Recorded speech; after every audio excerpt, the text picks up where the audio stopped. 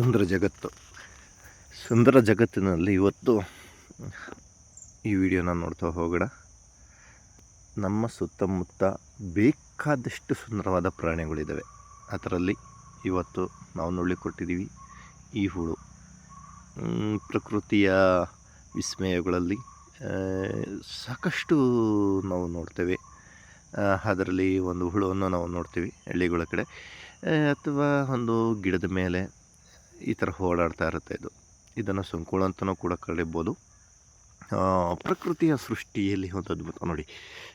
ಮಾನವನ ದೇಹನೇ ಒಂದು ರೀತಿ ಆದರೆ ಇದರ ದೇಹ ರಚನೆಯೇ ಒಂದು ರೀತಿ ಇದೆ. ಅದರ ಮೂರ್ತಿಯ ಮೈ ಮೇಲಿರುವಂಥ ಒಂದು ಸಣ್ಣ ಸಣ್ಣ ಮುಳ್ಳು ಥರ ಇರೋವಂಥ ಒಂದು ಆಕೃತಿ, ಯಾಕೆ ಎಷ್ಟು ಚೆಂದಾಗಿ ಪ್ರಕೃತಿಯ ಈ ಒಂದು ಇದನ್ನು ಸೃಷ್ಟಿ ಮಾಡಿದೆ ಅಂತ.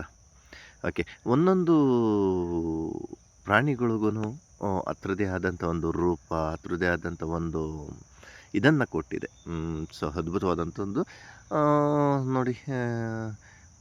ಸಾಕಷ್ಟು ಈ ಥರ ಸಾಕಷ್ಟು ನಮಗೆ ಸಿಗುತ್ತೆ. ಆದರೆ ಈ ಒಂದು ಜೀವಿ ಮೈ ಮೇಲೆ ಏನಾರ ಓಡಾಡಿದ್ರೆ ಅಥವಾ ಅದರ ಮುಳ್ಳು ಥರ ಇದೆಯಲ್ಲ, ಅದೇನಾರ ನಮ್ಮ ಚರ್ಮಕ್ಕೆ ಸೋಕಿದ್ರೆ ಸೊ ನೋವು ಉಂಟಾಗುತ್ತೆ, ಕಡಿತ ಉಂಟಾಗುತ್ತೆ. ಎಸ್, ಈ ಥರ ಅಲರ್ಜಿಗಳು ಕೂಡ ಆಗಬಹುದು. ಓಕೆ, ಈ ಥರ ಸಾಕಷ್ಟು ಪ್ರಾಣಿಗಳನ್ನ ಇವತ್ತು ನಮ್ಮ ಏನಿವತ್ತು ನಡುವೆ ಬೇಕಾದಷ್ಟನ್ನು ನೋಡ್ಬೋದು. ಓಕೆ, ಸೊ ಸುಂದರವಾದ ಜಗತ್ತಿನಲ್ಲಿ ಈ ಥರ ಸುಂದರವಾದಂಥ ಜೀವಿಗಳು ಸಾಕಷ್ಟಿದ್ದಾವೆ. ಅದನ್ನು ನೋಡ್ತಾ ಹೋದ್ರಂತೂ ಯಾಕೆಂದರೆ ಗೊತ್ತಿಲ್ಲದೆ ಇದನ್ನು ನಾವು ಚರ್ಮಕ್ಕೆ ತಾಕಿಸ್ಕೊಳ್ಳೋದು ಅಥವಾ ಟಚ್ ಮಾಡೋದು, ಈ ಥರ ಏನಾರು ಮಾಡಿದಾಗ ಸೊ ಈ ಪ್ರಾಣಿ ಆ ಒಂದು ಏನಾದ ಸಣ್ಣ ಒಂದು ಇದು ಮುಳ್ಳಿನ ಥರ ವೈಟ್ ಏನಿದೆ ಅದು ನಮ್ಮ ಚರ್ಮಕ್ಕೆ ತಾಕಿದಾಗ ಅಲರ್ಜಿ ಆಗುತ್ತೆ, ನವೆ ಆಗುತ್ತೆ. ಸೊ ಈ ಥರ ಒಂದು ತೊಂದರೆಗಳು ಈ ಒಂದು ಪ್ರಾಣಿ ನೋಡಲಿಕ್ಕೆ ಸಣ್ಣದೇ. ಓಕೆ, ನೋಡಿ ಎಷ್ಟು ಅದ್ಭುತವಾದಂಥ ಒಂದು ಜೀವಿ, ಯಾವ ಥರ ಕಾಣುತ್ತೆ. ಆ ಮೈ ಮೇಲೆ 4 ಒಂಥರ ಮೇಲ್ಗಡೆ ಏನೋ ಇಟ್ಟಿರೋ ಥರ ಕಾಣುವಂಥ ಒಂದು ಅದ್ಭುತವಾದಂಥ ಸೃಷ್ಟಿ ಇದು.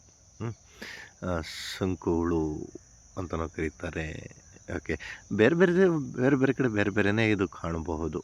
ಓಕೆ, ನೋಡಿದ್ರಲ್ಲ ಇಂಥವಾದ ಅದ್ಭುತವಾದಂಥ ಪ್ರಾಣಿಗಳ ಸೃಷ್ಟಿ ಹೇಗಾಗಿದೆ ಅಂತ ನಾವು ಅನ್ಕೋತೀವಿ. ತುಂಬ ಜನ ತರ್ತಾರೆ ದೇವರಿಲ್ಲ ಅದಾಗೆ ಇದಾಗೆ ಅಂತ. ಇವತ್ತು ಪ್ರಪಂಚದಲ್ಲಿ ಒಂದೊಂದು ಪ್ರಾಣಿಗಳು ಕೂಡ ದೇವರ ಸೃಷ್ಟಿ. ಈ ಸುಂದರ ಜಗತ್ತಿನಲ್ಲಿ ಸುಂದರವಾದ ಸೃಷ್ಟಿ ಅಂತ ನಾವು ಹೇಳ್ಬೋದು, ಹೌದಲ್ವಾ? ಸಾಕಷ್ಟು ಈ ಥರ ಒಂದು ವಿಡಿಯೋಗಳನ್ನ ಇನ್ನು ಮುಂದೆ ನಾವು ನೋಡ್ತಾ ಹೋಗೋಣ. ಈ ಒಂದು ಸುಂದರ ಜಗತ್ತು ಚಾನಲ್ ಮುಖಾಂತರ ಸಬ್ಸ್ಕ್ರೈಬ್ ಮಾಡಿ ನಮ್ಮನ್ನು ಪ್ರೋತ್ಸಾಹಿಸಿ ಅಂತ ಹೇಳ್ತಾ ಥ್ಯಾಂಕ್ ಯು, ಬಾಯ್, ಧನ್ಯವಾದ.